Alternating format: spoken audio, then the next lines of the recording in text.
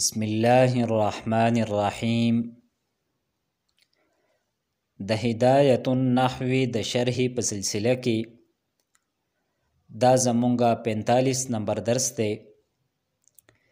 يقول المصنف رحمه الله تعالى: المقصد الثاني في المنصوبات. الأسماء المنصوبة 12 قسما: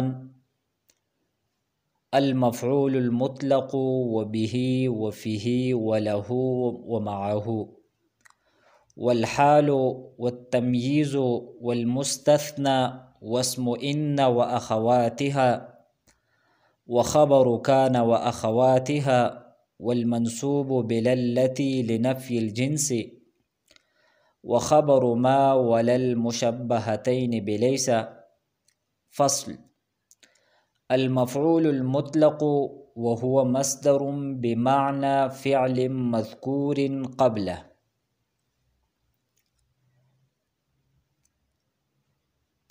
مصنف رحمه الله تعالی مخکې په دې کتاب کې دا خبره ذکر کړې ده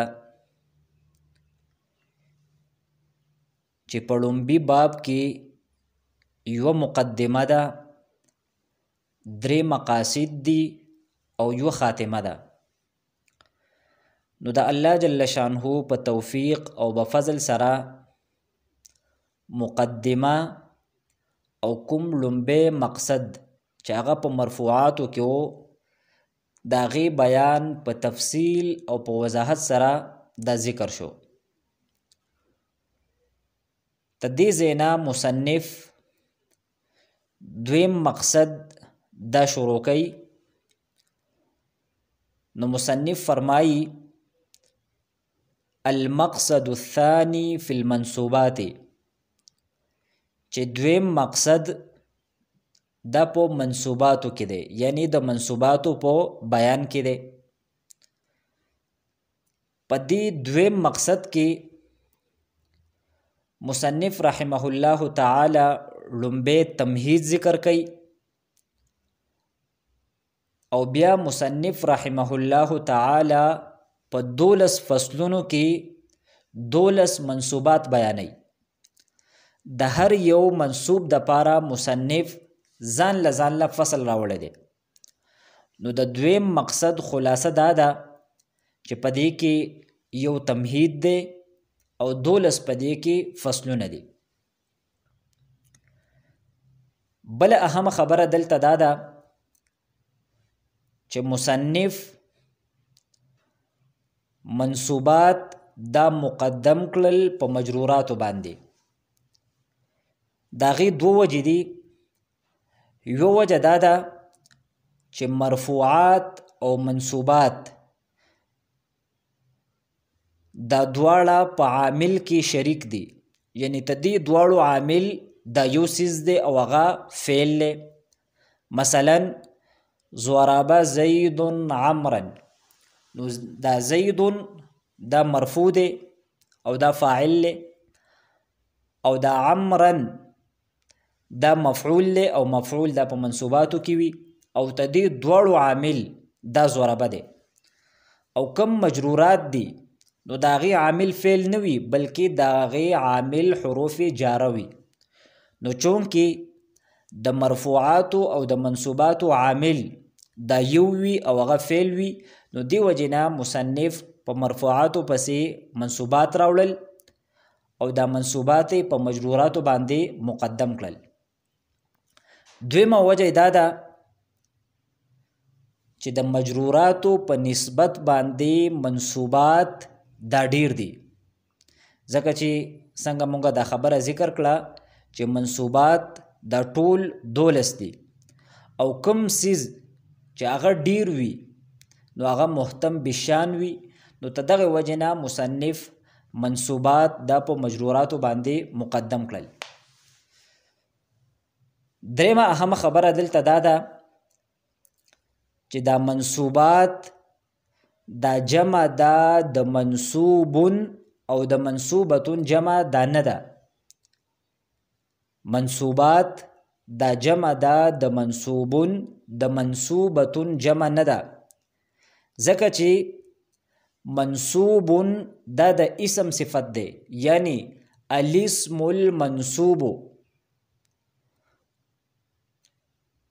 او اسم دا مذکر غیر عاقل لی، او دا قاعده ده چې د مذکر غیر عاقل یا د مذکر لا یعقل داغې د صفت جمع په الف او په تا سره راځي. نو هم دغه وجه ده چې دا منصوب دا د اسم د دې صفت دی، نو د دې جمع دا به په الف او تا سره راځي.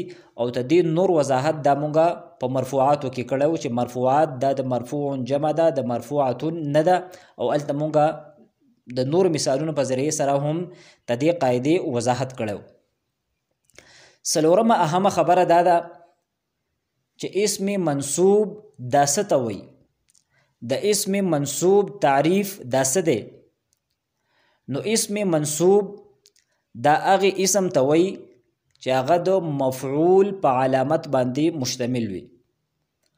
بیا د مفعول څلور علامات دي: فتحه، کسره، الف او یا. مثلا رأیت زیدن، نو دلته دا زیدن دا منصوب دی په فتحې سره. د کسرې مثال دی رأیت مسلمات، نو دلته دا مسلمات دا مفعول لی او دا منصوب دی په کسرې سره.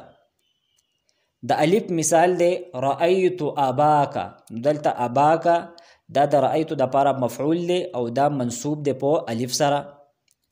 او د یا مثال دی رأیت مسلمین، نو مسلمین دا منصوب دی په یا سره. نو مصنف فرمایی المقصد الثانی فی المنصوبات، چې دویم مقصد دا د منصوباتو په بیان کې دی. بیا فرمایی الاسماء المنصوبة 12 قسما، چې کوم اسماء هغه منصوب وي نو هغه 12 دي. او کم دي؟ نو مصنف فرمایی المفعول المطلق وبه وفيه وله ومعه حال تمیز مستثنى اسم ان واخواتها وخبر كان واخواتها والمنصوب بللتي لنفي الجنس او خبر ما ولا المشبهتين بليس. نو دا 12 منصوبات دي. نو دا چې کله هم په ترکیب کې واقع شي د دې 12 منصوباتو نه یو اسم منصوب راغلی وي، مثلا مفعول مطلق راغلی وي، یا به راغلی وي، یا مفعول فيه راغلی وي، مفعول له راغلی وي، یا مفعول معه راغلی وي، نو دا ټول دا به منصوب وي. یا به دا بیا منصوب وي په فتحې سره، یا به منصوب وي په کسرې سره، یا به منصوب وي په الف سره، او یا به منصوب وي په یا سره.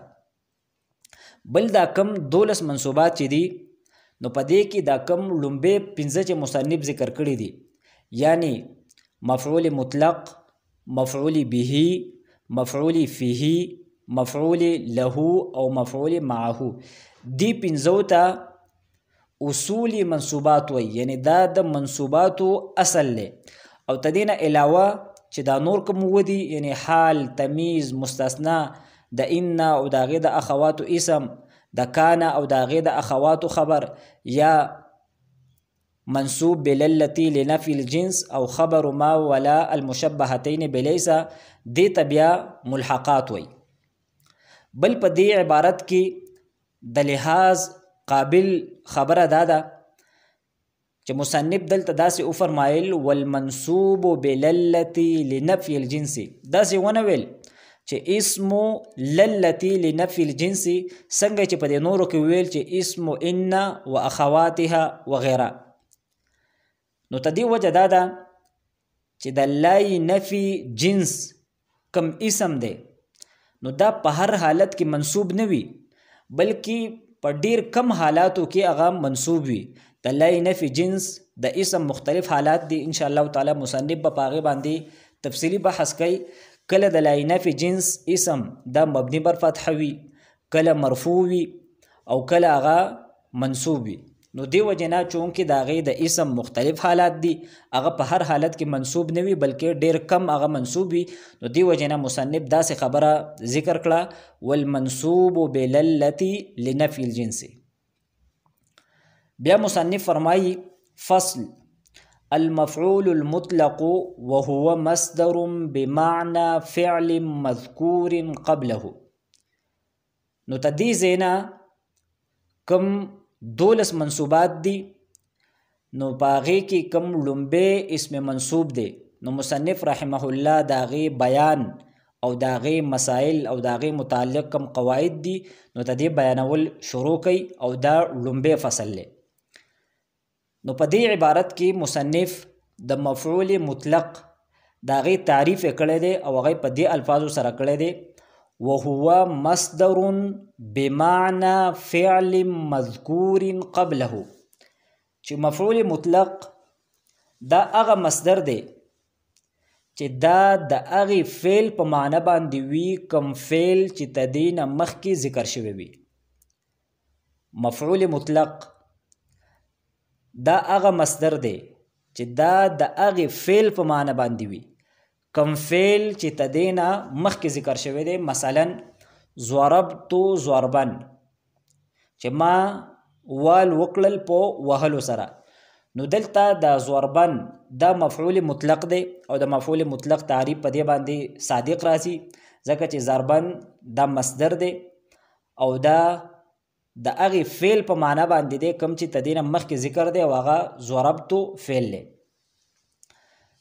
بیا د فعل مخکې ذکر کېدل دا هم عام دي، خوا که دغه فعل حقیقتا ذکر وي لکه څنګه چې په ضربتو ضربن کې دا ضربتو دا حقیقتا دا ذکر شوی دی، او خوا که حکمن ذکر وي یعنی په لفظونو کې موجود نه وي بلکې محذوف وي. مثلا فضرب الرقاب، نو دلته دا ضرب الرقاب دا مفعول مطلق دی او تدې کوم فعل دی هغه اضربو دی، یعنی اضربو ضرب الرقاب، خو دغه اضربو دغه فعل دا حذف شوی دی ځکه چې په دې باندې قرینه موجوده ده. نو دی وجنا تدې دا فعل دا حکمن مذکور دی ځکه چې المحذوف کالمذکور، کوم څیز چې محذوف وي نو هغه داسې دی گویا چې دا مذکور دی.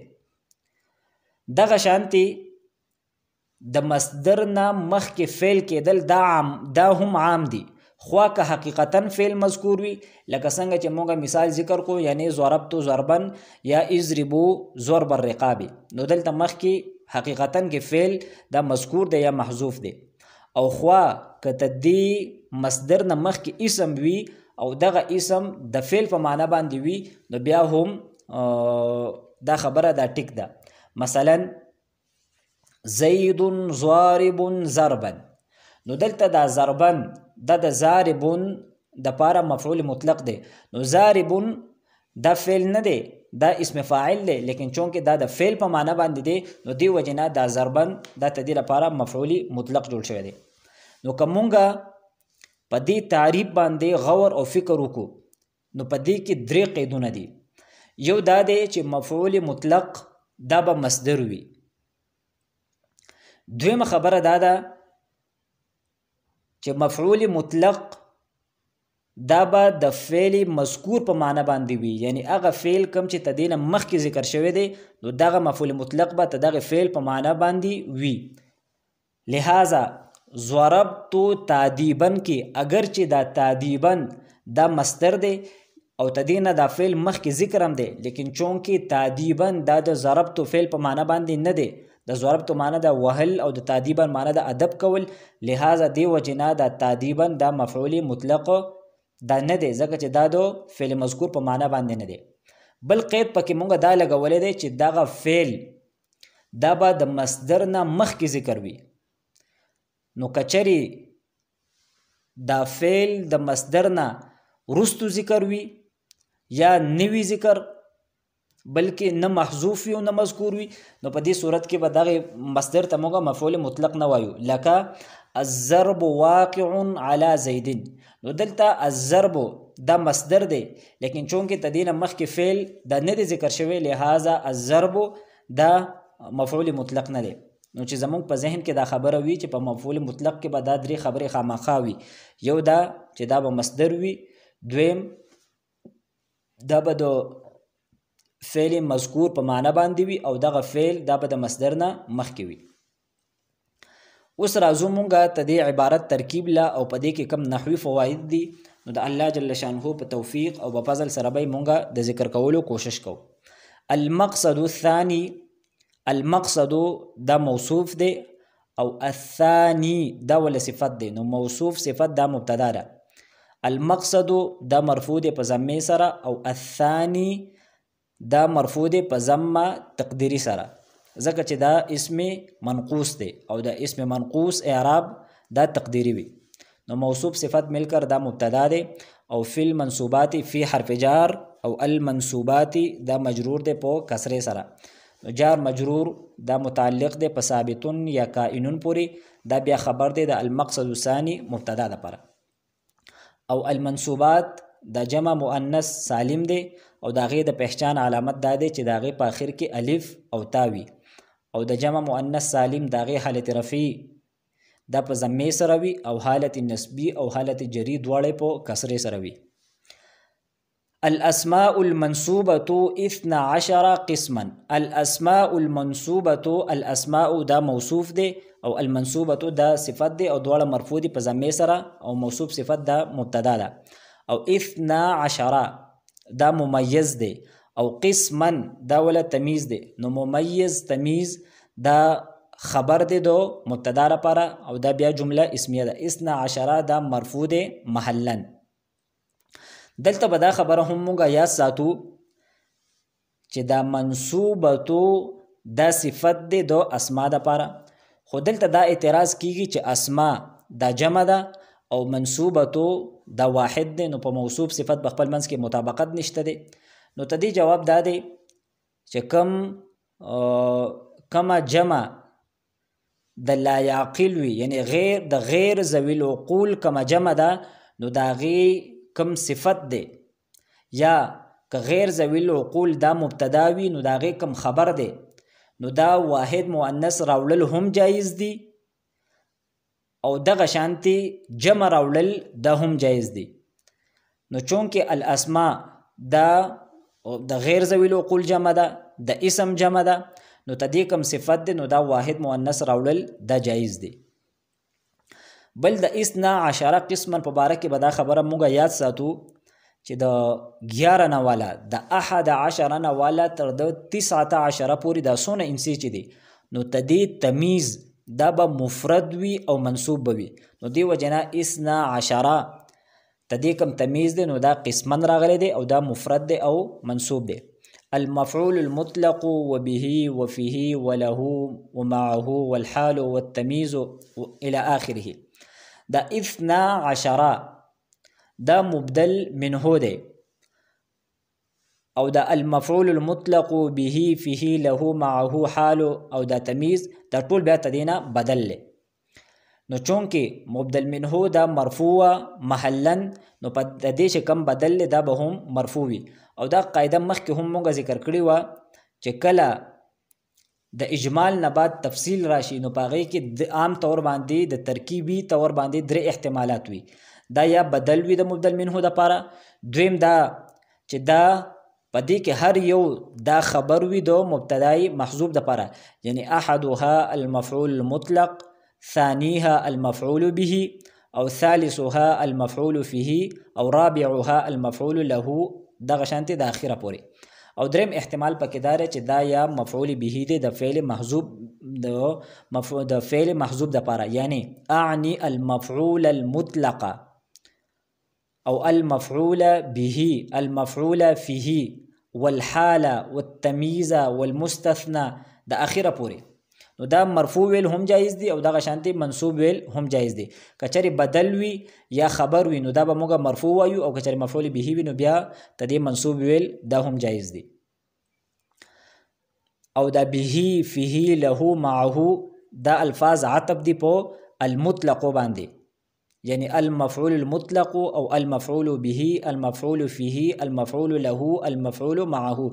نو دا ټول بدل جوړیږي د 12 مبدل منه د پاره، یا هر یو خبر دی د مبتدای محذوب د پاره، یا مفعول به دی د فعل محذوب د پاره. بیا فرمای فصل المفعول المطلق وهو مصدر بمعنى فعل مذكور قبله. المفعول المطلق دا په خپل منځ کې موصوف صفت دی، دواړه مرفوع دي په ضمیر سره او دا مبتدا جوړیږي. او دا موصوف صفت ځکه دی ځکه چې د دوی په خپل منځ کې مطابقت شته دی، دواړه واحد دي او دواړه مذکر دي. وهو مصدر دا وو زائده دی او دا هو ضمیر مرفوع منفصل مرفوع محلا دا بیا مبتدا ده، او دا مصدر مرفوع بضمه لفظا دا موصوف دی. با حرف جار، معنا دا مضاف دی، او فعل مذکور دا هم په خپل منځ کې موصوف صفت دی. فعل دا موصوف دی او مذکور دا ولا صفت دی، او د موصوف صفت اعراب دا هم یو شانتي. نو څنګه چې فعل دا مجرور دی د معنا د وجنه، نو دقه شانتي دا مذکورین دا هم مجرور دی. نو دا بیا موصوف صفت دا مضاف الیه ده، د معنا مضاف د پاره، مضاف مضاف الیه دا بیا مجرور دی د با جار د پاره، او دا جار مجرور بیا متعلق دی په ثابتون یا کائنون پوری. نو دا بیا صفت جوړیږي د مصدرون موصوف د پاره، او موصوف صفت دا خبر جوړیږي د هو مبتدا لپاره، بیا مبتدا خبر دا بیا خبر جوړیږي د المفعول المطلق مبتدا لپاره. او دا قبله دا مضاف مضاف الیه دا مفعول فيه دا دو مذکور شبه فعل لپاره. او دا خبره به هم مونږه یا ساتو چې کم ظرف زمان دی یا ظرف مکان دی، نو دا عام طور باندې مفعول فيه جوړیږي د فعل لپاره یا د شبه فعل لپاره. بل قبله کې دا کم ها ضمیر دی، نو دا همیشه د لپاره مضاف الیه وي، ځکه چې کله د اسم نه بعد متصلا ضمیر راشي نو دا په خپل منځ کې مضاف مضاف الیه جوړیږي، لسنګه چې په قبله کې دی. یو ځل بیا مونږ ته د عبارت ترجمه ذکر کوو. مصنف فرمای المقصد الثاني في المنصوبات، چې دویم مقصد دا د منصوباتو په بیان کې دی.